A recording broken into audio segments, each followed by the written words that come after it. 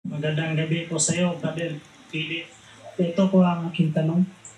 Ano ba ang kaibahan ng Foursquare Church at sa dating Daan Church of God?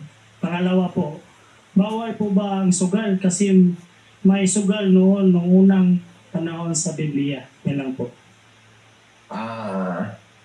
Alam mo kapatid, unang-una yung kaibahan natin, yung Four Square Church, wala sa Biblia yun.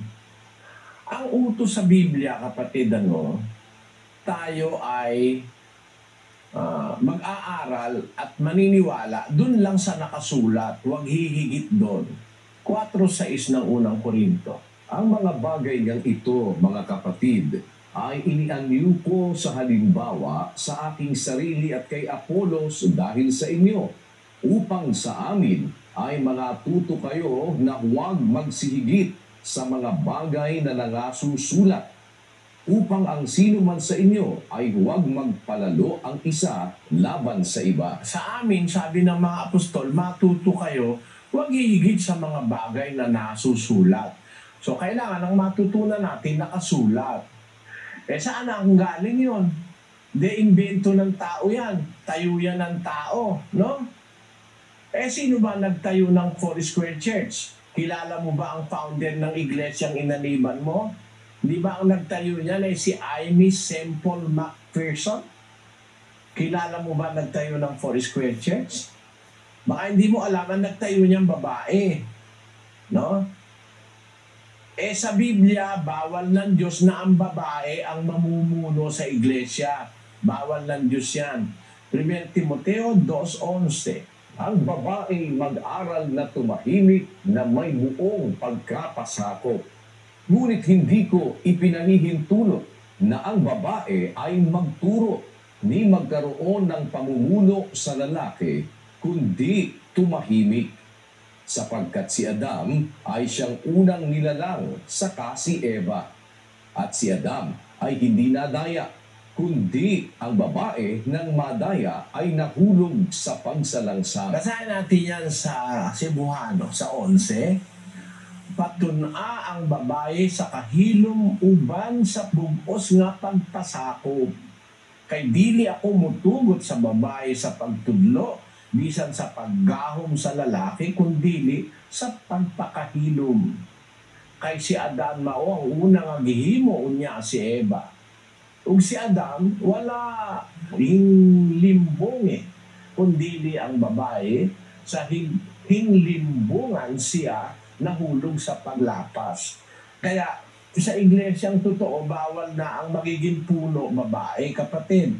At pag babae ang puno, maliligaw ang iglesia. Basahin natin ang 3:12 ng Isaiah sa Cebuano. Tungod sa akong katawuhan, ang mga bata maoy ilang maglulupig, ug ang mga babae maoy maghahari sa ibabaw nila. O katawuhan ko, sila nga mga nanagmando kanimo, maoy nagapasayop kanimo, ug nga bungkag sa dalan sa imong alagyanan. Kita mo, pag babae ang namumuno sa relihiyon, mali. Aralin nyo sa Batista, ang nagpuno dyan at nagtayo niya si Ellen G. White. Yan namang Foursquare Church, ang nagtayo niyan, babae rin. Si Aimee Semple McPherson. Basahin natin ang istorya, kapatid na Luz. Ayan po. History. The Church of the Foursquare Gospel was founded by Aimee Semple McPherson, 1890 to 1944 in Los Angeles in 1918. At the age of 17, she had been questioning her parents' Methodism and declared herself an atheist. However, she attended the Holy Ghost Revival where she heard the preaching of Robert Semple, an Irish evangelist. At this time, she fell in love both with Semple and with his message. Semple and Aimee were married on August 12, 1908, but the relationship would not last because Robert died just 2 years later. After another 4 years, she married Harold McPherson, a man who was looking for a very traditional marriage and traditional wife. but that was not to be. They ended up divorcing, and Amy opened the Angelus Temple in Los Angeles, started a radio station, opened a Bible college, all of which would become the foundation for her Foursquare Gospel Church. Beliefs. The Foursquare is salvation, the presence of the Holy Spirit, healing, and millennialism. Hers was basically a Pentecostal church, to which was added Amy's personal charisma and sense of good marketing. Like other Pentecostal churches, the primary source of beliefs and inspiration lies in the Bible, and members accept such doctrines as baptism by the Holy Spirit, the power of Christ to divinely heal faithful believers, and the future second coming of Christ. Membership. Today, there are perhaps 235,000 members in 1,900 churches in the United States and Canada. Issues. Aimee Semple McPherson originally eschewed the Pentecostal label because of the controversial nature of the movement, but the growth of her church was inseparable from the growth of Pentecostalism.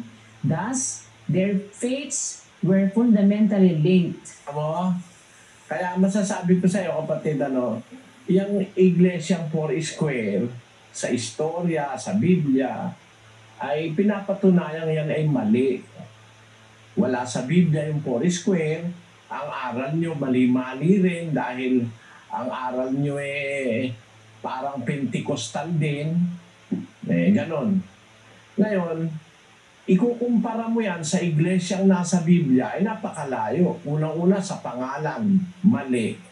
Ang pangalan nila. Ang leader, mali sila. Iglesia sa Biblia, ang leader, yung lalaki na inilagay ng Diyos ayon sa Biblia. Gaya ng mga apostol, si Apostol Pablo. Wala namang apostol na sa Biblia. Ngayon, marami pang iba. Kasi kung isa-isahin ko, kapatid, maubos ang oras natin, pasensya ka na, no? Ngayon sa isang tanong mo, bawal po ba ang sugal kasi may sugal noong unang panahon sa Biblia? Oo, merong sugal noon, pero bawal sa kanilang magsugal.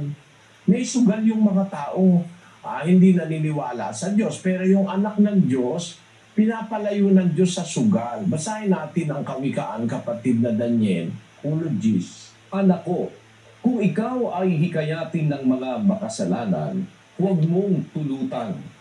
Kung kanilang sabihin, sumama ka sa amin, tayo'y magsibakay sa pagbububo ng dugo. Tayo'y magkubli ng silo na walang anumang kadahilanan sa walang sala. Ikaw ay makikipagsapalaran sa gitna namin. Magkakaroon tayong lahat ng isang supot. Anak ko, huwag kang lumakad sa daan na kasama nila.